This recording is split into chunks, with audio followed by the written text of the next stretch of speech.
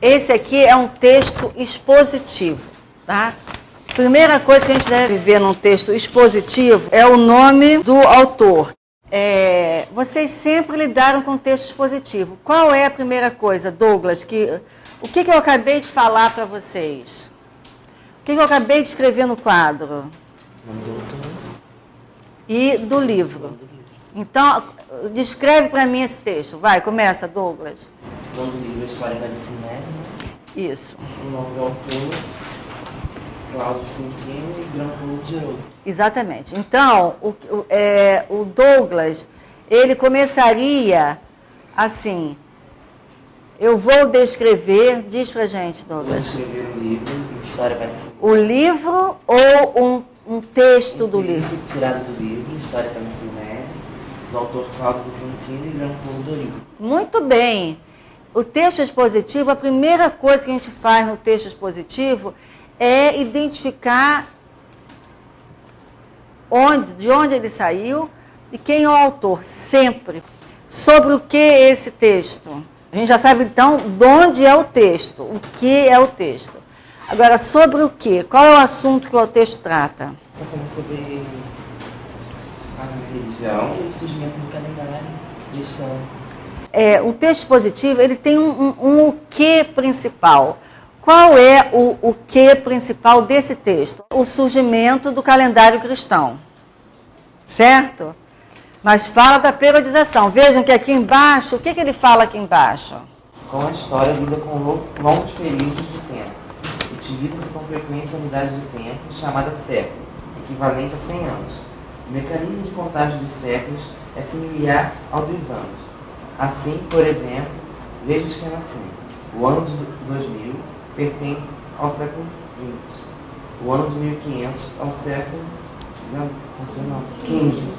O ano de 2009 ao século XXI. E o ano de 843 a.C. ao século IX. Muito bem. Então, o ano 800 a.C. pertence a que século? 8.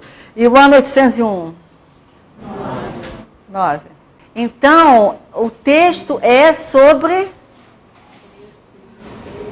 periodização na história. E, especialmente, sobre o calendário cristão. Isso é muito importante, porque todas as outras coisas, elas são secundárias. Então, se alguém pergunta qual é o tema do texto, você vai descrever o quê? Vou descrever um texto no livro História para o Ensino Médio, do Cláudio Vicentino, sobre periodização na história. Como foi que os cristãos conseguiram que o nascimento de Cristo marcasse o início de uma era? A resposta nunca está aqui.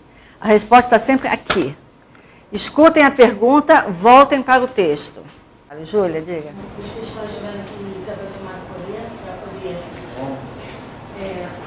colocar, no caso, o nascimento de Jesus como uma visão. Tem duas coisas, Júlia. 2 motivos levaram os cristãos a conseguirem isso. Ocorreram muitas conversões. Muito bem, professora. Como é seu nome? Jaqueline. É isso. Como é que vocês localizam isso num texto expositivo? É simples, gente. Está escrito aqui, o surgimento do calendário cristão. Eu pergunto, como foi que os cristãos conseguiram impor, quer dizer, conseguiram fazer do nascimento de Cristo o início, o marco de uma nova era?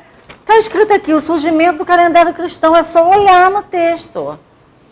Todas as perguntas bem formuladas de uma prova estarão no texto. O que mais que eu poderia perguntar? Que outros calendários são citados nesse texto? O judaico, o muçulmano, gregoriano, chinês, hindu, maia, né? Só que ele explica, ele se detém em alguns, tipo os astecas, ele fala mais um pouquinho, não é isso? Porque essa pergunta do calendário. Então, ler um texto expositivo significa você ir mapeando as informações. Muito obrigada, Douglas. Pode sentar.